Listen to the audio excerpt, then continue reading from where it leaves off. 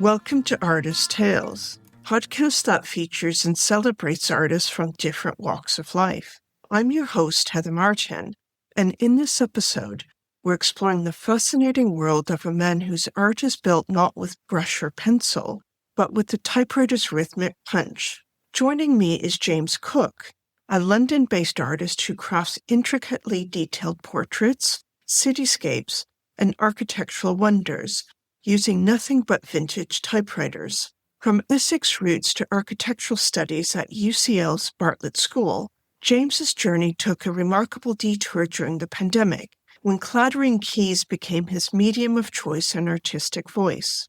His pieces are composed of thousands of typed characters, letters, brackets, underscores, even musical notation, layered into astonishingly lifelike scenes. Whether capturing Tower Bridge while seated beneath it, or embedding secret messages into skyline silhouettes, James combines precision, patience, and a little poetic rebellion in each creation. With over 300 works in exhibitions spanning from the Royal Albert Hall to Taiwan Chimie Museum, James reminds us that innovation often begins by asking, what if? And then listening closely to the clack of inspiration. Welcome, James. Thank you very much. That was a very nice introduction.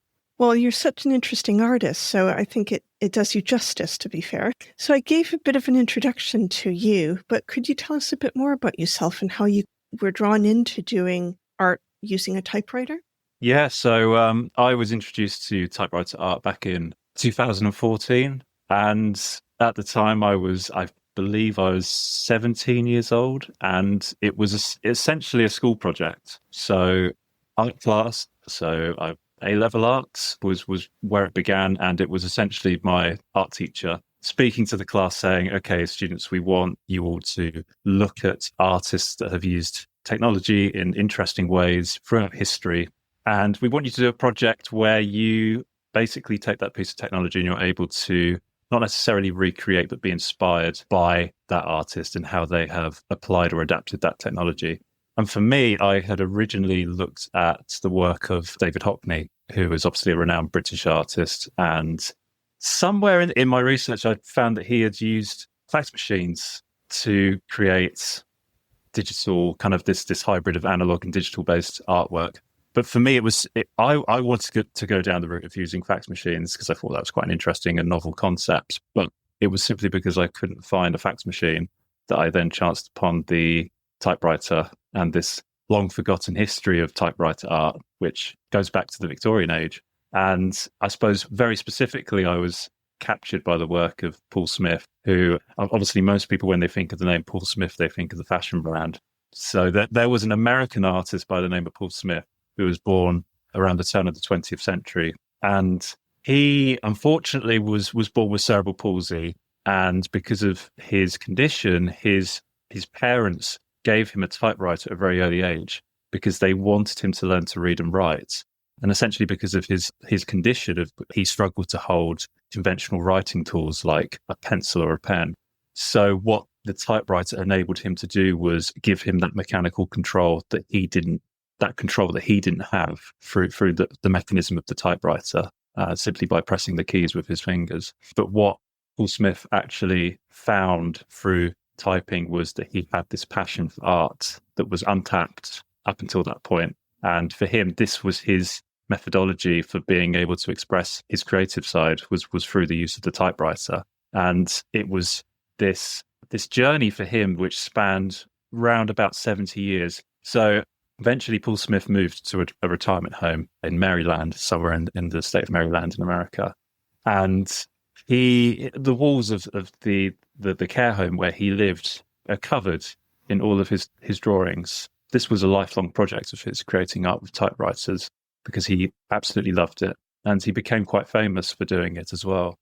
And I believe he passed away back in 2007. So for me, that was my introduction to his work, and seeing his work, seeing how he had so ingeniously used, the shapes of letters, numbers, punctuation marks, and was able to puzzle piece together these incredibly intricate drawings. Whether he tackled subject matter like American, like classic American railroads and, wildlife, birds, animals, cityscapes. And it was just incredible to see his work. And it gave me, as a 17-year-old, when I was studying art, it gave me that inspiration to explore typewriter art and to try it myself. And I began with essentially just one typewriter. It was a 1953 Oliver Courier. And it just happened to be this elderly couple in the town where I lived in Braintree in Essex.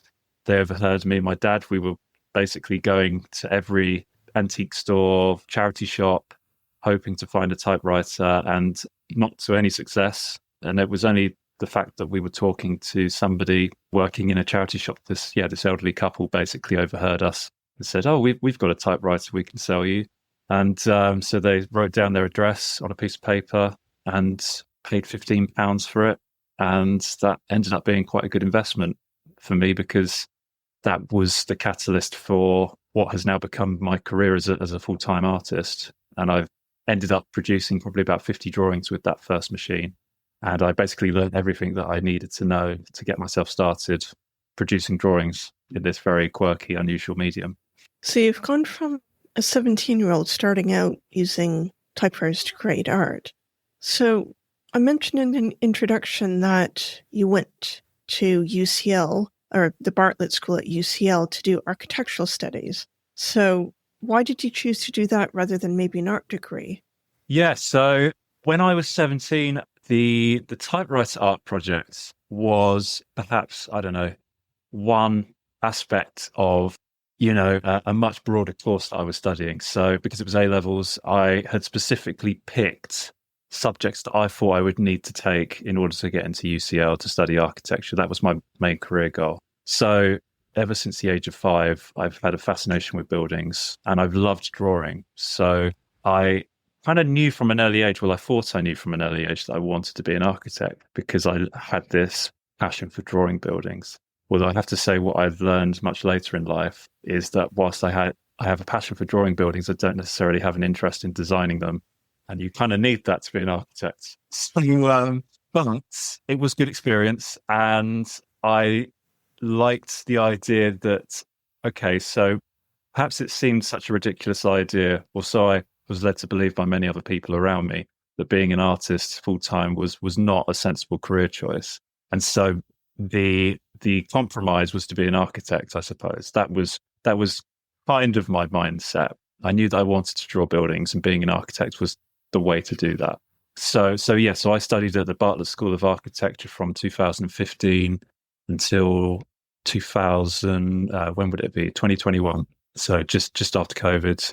And I did my undergrad there, which was 3 years, and that was a real learning curve because nothing prepares you to such an immense amount of workload. Being at the Bartlett, you're made fully aware that you should be so lucky to be here is essentially the kind of mindset of people is this is one of the best schools in the world to study architecture. We're going to make you work as hard as possible.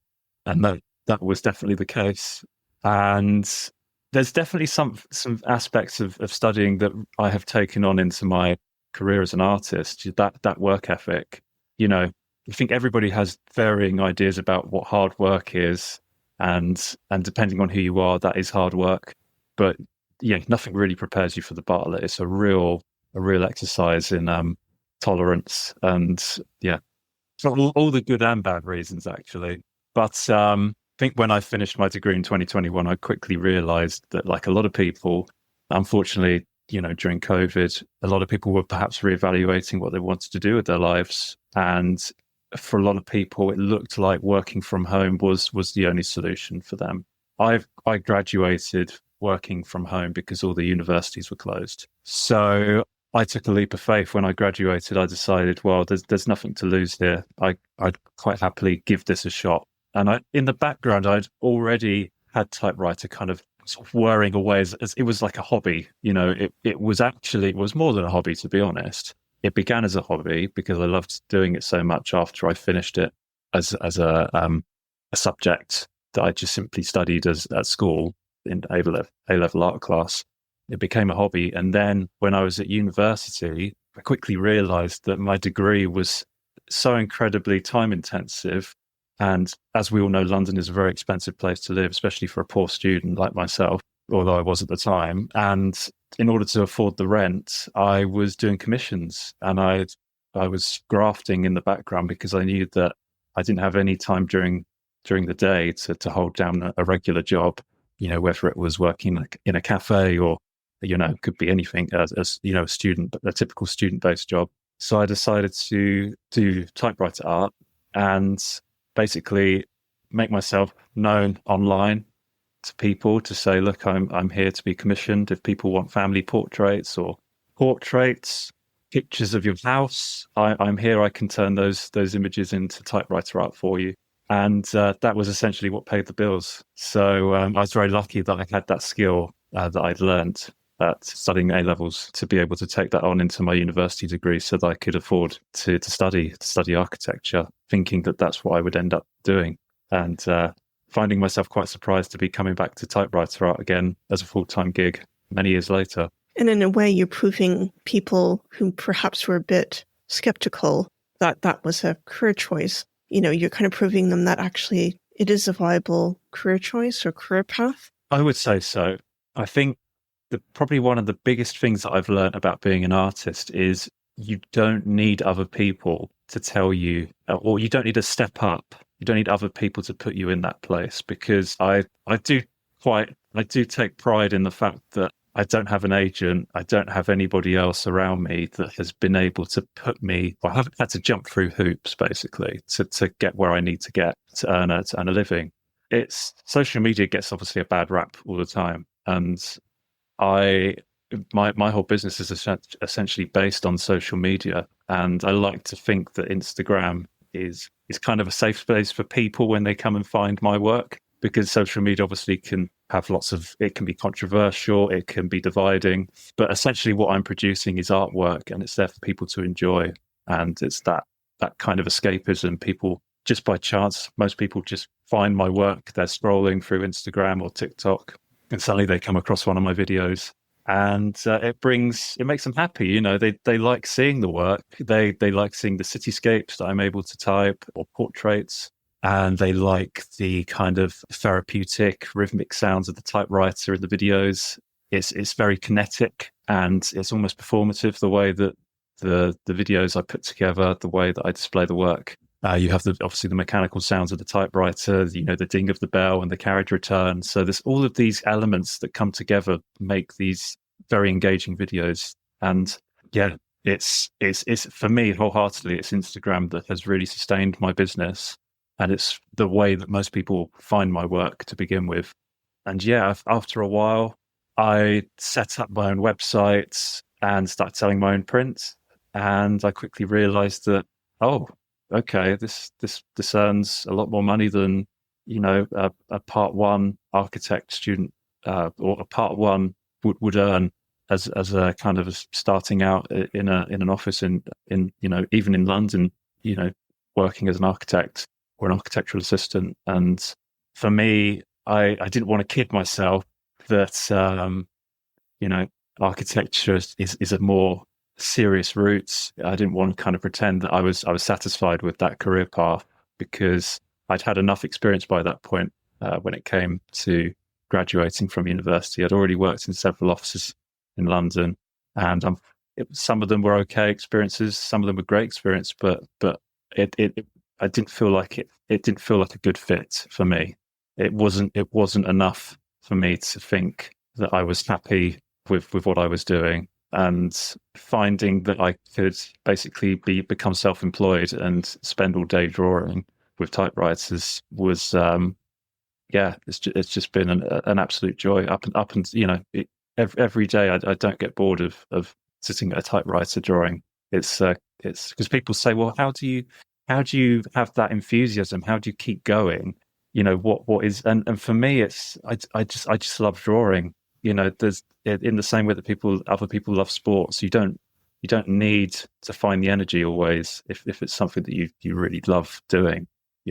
Yeah, I completely agree. And I think quite a few people, and I'd probably say myself as well, would struggle to be, really happy with a job. And it's not to say I do like my job. I'm not kind of dissing my job in any sort of way, but to have that joy consistently, is quite a valuable thing. And I think, it's, if you can get it, great, and you can find it, great. And I think too, that probably comes through with your work in terms of if you're engaged, if you're joyful, if you're, happy doing what you're doing, then that kind of seeps through the work you're doing. It, you're not bored with it, are you? Yeah, it's not, absolutely. It's not hard work. It's not, I say to people, it's not work. The process of making the drawings is not hard work. It's hard to do, but it doesn't feel like work because it's enjoyable. Although interestingly, other aspects of being an artist, you suddenly realize, especially when you get to a certain level of success, you quickly realize, well, this is a business and I have to run this like a business. And suddenly there are other aspects such as doing admin, answering emails, editing videos, negotiating contracts if it's a commercial project. If you don't have an agent like I don't, then suddenly there is I'm not going to call it a burden, but there's a massive weight on your shoulders to be able to be as good a businessman as you are an artist. And yeah, that's probably been the biggest learning curve, I would say. Becoming a full-time artist is being able to run a business efficiently. When I started, I was essentially doing everything myself, in the sense that if someone was to buy a print from me, I would print them myself, I would post them myself, I would email them with the tracking information to make sure that, it was arriving to the customer. And that's all well and good up until a certain point. But if suddenly lots and lots of people want to buy your work, I quickly became a postman. I was essentially packing all my work up, getting it printed locally, and then going to the post office, literally getting hundreds of receipts with tracking numbers, and then having to file everything in a spreadsheet, making sure that every customer's getting their tracking number, and finding that probably about 40% because I was shipping across the world, because social media is a global thing, so I was shipping artwork all over the world, finding that 40% of artwork wasn't making it to the customer. It would either be returned or lost. And that would be a loss to me financially, because I'd have to replace it or refund the customer. So yeah, that took me away from actually making artwork for back in 2022 to 2023. It took me away from producing new work. And I quickly realized that the thing that's going to sustain this in the long term is to continuously produce new work. And that was something I couldn't do because I was spending every day at the post office.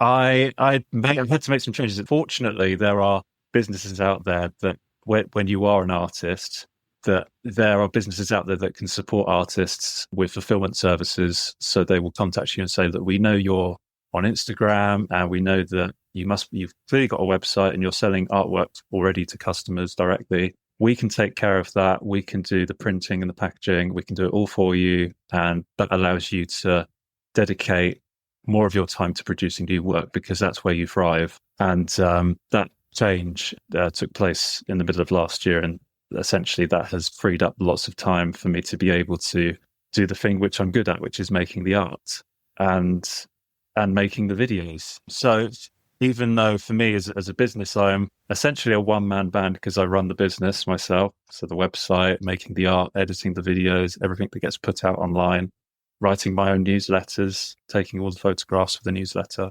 I do that myself, but the fulfillment side of the business, which involves sending prints to customers, fortunately is handled by somebody else, a company, because that could have been was a real challenge. And I was fortunate to find a way through that.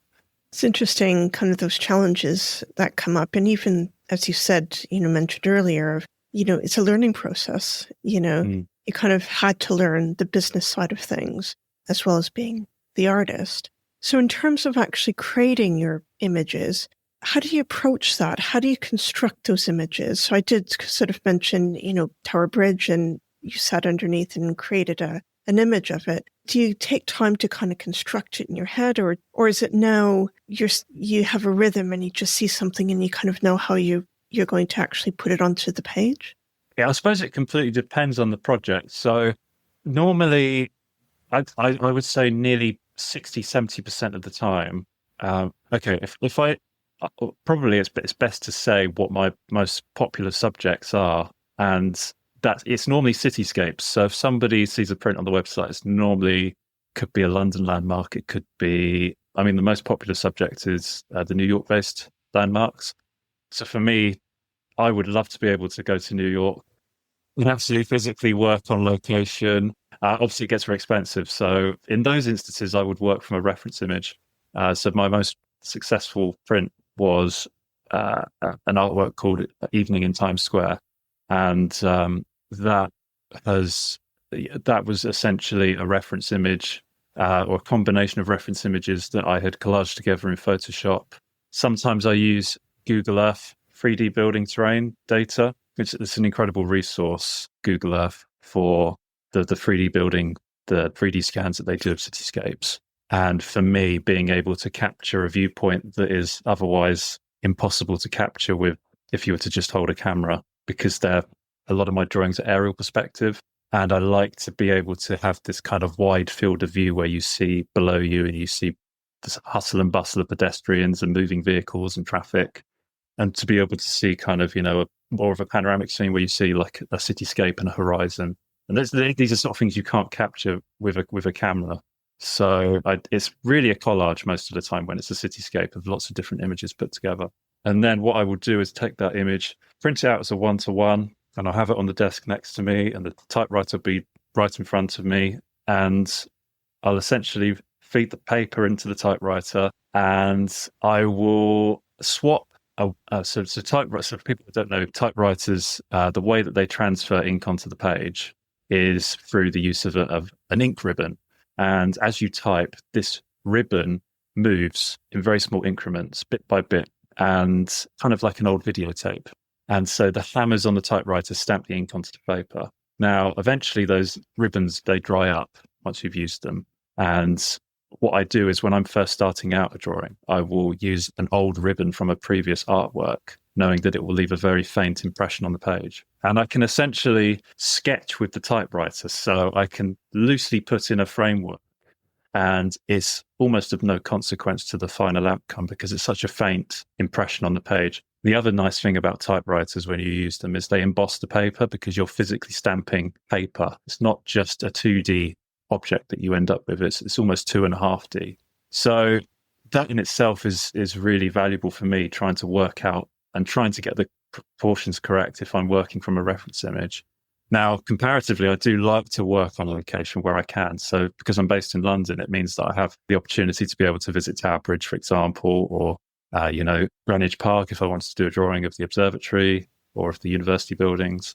And they work really well. Normally what I would do is I'll go to the site beforehand, take a load of photographs, go back to the studio, more or less complete the drawing, 75% of the drawing, because for me, going to location is great, but I do find that it's very difficult to get the drawing done efficiently and it's really nice. So I love it. I mean, I love people coming up to me and I'm very happy to talk to people about typewriters and my work, but you do stand out.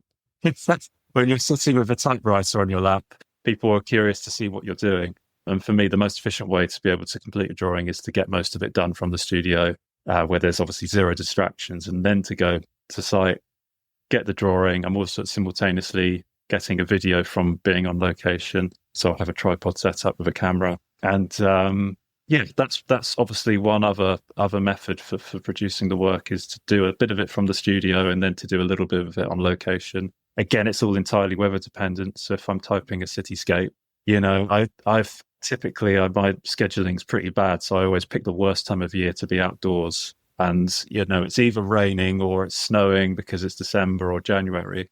And you learn those lessons the hard way because there's times in the past where I've turned up somewhere and it's been so cold or it's been so humid or that I find myself stamping holes through the paper because the air is so humid that it makes the paper soggy. You don't expect to, when you're working from a studio, you don't have these same issues. So yeah, working on location is a real challenge, but like I said, it entirely depends on whether it's a good day or a bad day weather-wise. So that's kind of how I, depending on the subject, I either work on location or I don't work on location. If it's a commercial project, so in the past I've done projects with different movie franchises, they'll normally provide an image. So it could be a movie poster, it could be an actor from the film, and they'll say, we want you to work specifically with this image because this is the image that's licensed. This is the one that we've selected. And you more or less, you just type away and you hope that you don't make any mistakes. You don't get a second shot at it. People do ask me all the time, oh, what happens if you make a mistake? Do you use Tipex? And I always say to people, I can't use Tipex because one thing I did discover earlier on when I first started typing was with time, Tipex cracks, and it's never quite the same white as the paper that you're using. It's always slightly off-white, and it really sticks out like a sore thumb. So I try to get it right first time, but I've also learnt to live and appreciate the mistakes that I make in the drawings. I try not to point them out to people when they look at a drawing. They say, oh, they might look at it and say, oh, it looks immaculate. But I'll say, oh, well, there's a lot of mistakes there that I just choose to not point them out to people. But generally speaking, the hardest subjects to capture are people. With cityscapes, you have a tolerance. As long as it looks like, for example, the Empire State Building or the Chrysler Building, people are going to be happy. But if you're trying to capture somebody's likeness, a face, particularly if it's a celebrity, there's no margin for error. You have to get it right first time. And it can sometimes take 2 or 3 attempts to get the drawing right. Currently working on a project with Amnesty International, and it involves reporters that were essentially imprisoned for all the wrong reasons. And I have to, because it's such an important project, I have to make sure that I'm capturing their likeness. They can't just look like anybody. So it's definitely a lot more pressure for me as the artist to type portraits. And like I said at the beginning, ever since I was a child, my primary interest was drawing buildings. And it was only when I started typewriter art that actually I started to draw portraits of people. Up until the age of 17, I'd never drawn a person before because I just wasn't interested. So it's been a massive learning curve. And you've mentioned that whenever you're out, you get people coming up and asking you questions. And also people found you on Instagram and other social media. What's been the reaction to your work? So it sounds quite positive just from what you've said already. Yeah, it's a really nice, I would say 99% of people have a nice thing to say. And for me, it's incredibly rewarding to know that people, when they see the work, that they're so impressed with it that they leave a comment and they say something really nice, or they'll share a memory. It might be about a family member that had a typewriter growing up, or it might be themselves. They had a typewriter growing up, or it might have been a present that they were gifted for Christmas or for a birthday. They were given a typewriter by their parents, or they used to work in an office in a typing pool, and all they heard every day was the click-clack sounds of typewriters. So it casts a wide net of interest. I don't think you have to be into art to be interested in the work that I produce. I think the fact that it's made with a typewriter, it kind of draws in another layer of people.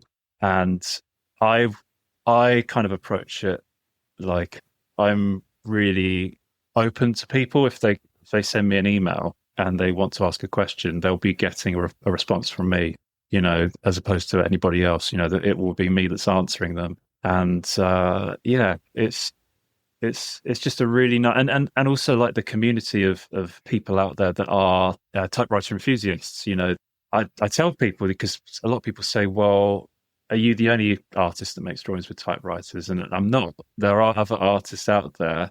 It's a very small group of us. There aren't many people that do it, but the ones that do, we all share a Facebook group chat where we talk to each other and we, say hello. And I've had the pleasure of meeting a typewriter artist who's based in America.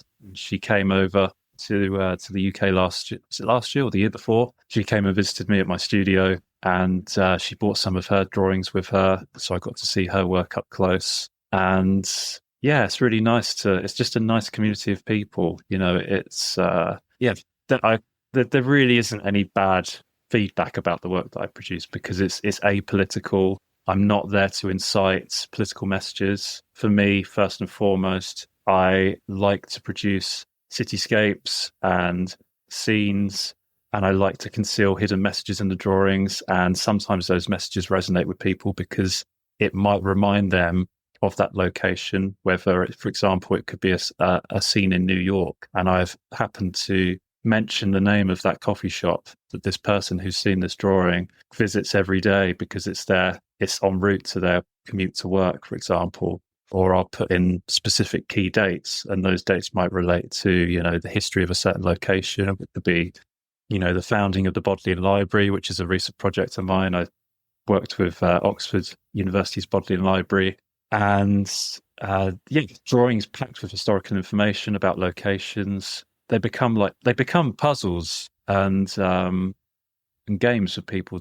And what I really like is, if you go to a gallery, you might stop, stand and look at a picture for 20 seconds or 30 seconds and then move on to the next picture. But what I suppose I try to encourage people to look at my work a little bit longer, because from a distance, each picture could just look like it's made, in pen and ink from a distance. It's not that obvious that it's been produced by a typewriter. It's only when you get closer and closer, you start to draw in and you see that it's made with letters and numbers, punctuation marks. But then when you get even closer, you might spot that there's a hidden message or a phrase or a key word.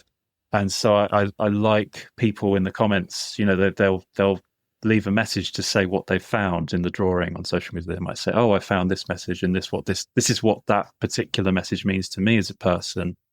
It just, like I said, it just casts such a wide net of interest. And what's really nice is, obviously, if I have an opportunity to do an exhibition, you get to put a name to a face. So a lot of people that follow me on Instagram, who've been following me for a long time, they suddenly might turn up to an exhibition and they'll introduce themselves and say, "Oh, I'm so and so," and you go, "Oh, yes, I know that name." So it's it's nice. I couldn't think of any other job where you get to deal with the public, and it's such a positive. It always is always a positive response. It's so rewarding to deal with people that are so enthusiastic about what I do on a daily basis. Sounds really positive. And as you were talking, kind of words, funny enough, words came up in my mind. It sounds like, firstly, that your work resonates. The word resonate came up, but, it kind of taps into something, whether it's the technology, whether it's the image, or probably both, or maybe a number of other things. But also, I think there's a certain playfulness in a really nice way of those messages or words that people can look out for or just stumble upon. I did think, in North America, it's Finding Waldo, and over in Britain, it's Finding Wally, I think. It's that kind of sense of you're finding something with it. I mean, it's that is where's Wally / Waldo. I mean, those books by Martin Hanford, who's an incredible illustrator. As a child, they really inspired me. I remember when I was about 5 years old, and my mum went into labour with my younger brother and sister, and unfortunately, my dad also was unwell at the time, and I was sort of, for a very short amount of time, I was raised by extended family, aunties, uncles, and grandparents, and I remember being given a Where's Wally book and just being so encapsulated and engrossed with those illustrations. I'd look at it for hours and hours, and the inspiration is evident in the work that I produce. I love there's a specific word that they use to describe that style of artwork, and it's a German term, and I'm not going to try to pronounce it because I'll get the pronunciation really awfully wrong. But it goes back to a Renaissance, this style of work. There's a German term for it, and essentially means jam-packed art. And so it's a scene that's jam-packed with lots of details that the viewers left to find. So that style of work definitely resonates with me. The Where's Waldo, Where's Wally books. When you look at my cityscapes, there's lots of, there'll be pedestrians, somebody might be tripping over, or, something's happening. I like to include myself in the work as well. So, I normally, because typewriter ribbons have a black and a red side, most of them do. And so because I'm sort of known for wearing a red jumper, I normally type myself with a red jumper.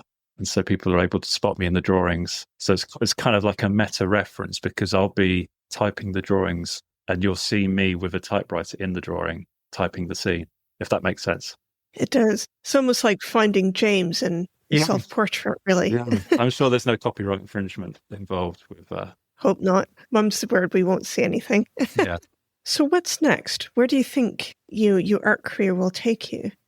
Oh, do you know, I don't know really. It's so hard to say. What I'm doing already is enough, and I'm never striving, or I'm hungry to create art, but I'm never feeling dissatisfied and thinking, oh, do you know what? I'm not quite there yet. I need to do this or I need to do that so I can be, so I can prove myself. What I already have, I'm very grateful for. The people that already follow me online on Instagram, people that reach out to me in emails, the exhibitions that I've done, the opportunities that I've had to collaborate with people, and yeah, the thing is, it's a funny thing to say, but because you asked me at the beginning, you said obviously you had an interest in doing typewriter art, but then you went to go and study architecture. And I suppose for me, it took a long time to work out what my aspirations were. For a long time, it was, like I said earlier, since the age of 5, my aspiration was to be an architect. And so for a very long time, because I had such a long development, this hobby of creating typewriter art, there was such a long lead time before it actually became a business, So I didn't just jump into it straight away. Last year, I celebrated 10 years of typing, and I had an exhibition. And really, even though I've been creating typewriter art for 10 years, it's only been the last 3 years that it's been an incredibly successful business for me. Now, for a lot of people, if they're starting out, if they want to run a business or become a commercial artist or whatever, there's that. I almost feel like sometimes there is a little sense of, there's no sense of overnight success most of the time. You have to work on it. You have to hone your skills before you can get there. And for me, because I'm not going to say I didn't have an aspiration for typewriter art, but because I had other priorities studying architecture along that learning process, I just did it because I enjoyed it. I didn't do it because I felt like it owed me anything. I didn't feel like, oh, I need to be good at this because eventually it's going to become a business for me. I think if I had felt that way 5 or 6 years ago when I was still studying architecture, it probably would have scared me too much to turn it into a business. It's only because it's been this very slow growth in terms of developing my skills, learning how to run a business, learning how to understand social media and how to kind of market my work. It's actually been a real benefit being able to do it very slowly, because the risk is if you do have a sudden short burst of overnight success, you don't know what the next step is to sustain that. And sometimes that does happen to people where they have overnight success, but then they don't know what to do next, how to, continue that success. Whereas for me, I've learned from my mistakes. I've been able to work out what videos resonate with people, what's subject matter as well, whilst at the same time trying to keep it fresh. I don't try and repeat myself in terms of subject matter, but I've worked out what I enjoy. I've worked out what other people enjoy when they see my work. And yeah, just lots of different aspects of the business. I know I keep describing it as a business, but it's essentially what it has become. It's a full-time thing, even. But, a lot of people, not a lot of people, but sometimes people will say to me, oh, it must be so nice being self-employed because you get to pick and choose when you work. But it's not the case. I find myself working during the week. Sometimes I'll work weekends. Sometimes I'll be working until 9 o'clock, 10 o'clock at night. Sometimes if there's a deadline, if it's a commercial project, and they've only given me a week to complete this drawing because maybe it's a film and the film comes out the following week, you've got that pressure to basically work until the early hours of the morning just to get a project done. But in no sense do I feel like that's a burden. I've chosen that career path. I've chosen to do this, to be self-employed and to do that. And it works for me. I know it probably wouldn't work for necessarily everybody, that kind of working, doing bits here, bits there. Oh, I need to do a little bit of the weekend. But it works for me, so. Yeah, I'm not sure what I'm trying to say, but basically it's, I suppose what I'm trying to say is I talk about it like a business because that's fundamentally where I've learnt the most over the past 4 to 5 years. It's the art I've been working on since 2014, but really in the last 4 or 5 years, it's the business side of it that I've had to learn. because it's not just enough to have a skill. It's you need to know how to make people aware that you have that skill, and you need to be able to let the world know. You need to be able to give people something that it's more than just the art. It's the business side of it that really you have to work at. Great. Well, thank you. It's been a really wonderful and interesting conversation. So best of luck with continuing your business and your art. And yeah, I'm looking forward to seeing more of your art going forward. No, thank you. It's been a really nice conversation. It's been a pleasure to speak to you. Yeah, thank you. Thanks for tuning into my conversation with James. His work reminds us that even the most familiar tools can be reimagined to tell extraordinary stories. If you enjoyed this episode, be sure to check out James's website and social media handle, all linked in the show notes. And if this episode resonated with you, please share it with a friend, leave a review, or help spread the word. Your support keeps this series alive. In the next episode, I'll be speaking with Amanda Compton, a 3D designer and contemporary sculptor whose work challenges the preconceptions that shape our daily lives. Amanda's pieces explore identity, body image, and the human life cycle with boldness and sensitivity. Her recent projects, including the UK's first non-binary sculpture, are redefining how we engage with public art and personal narrative.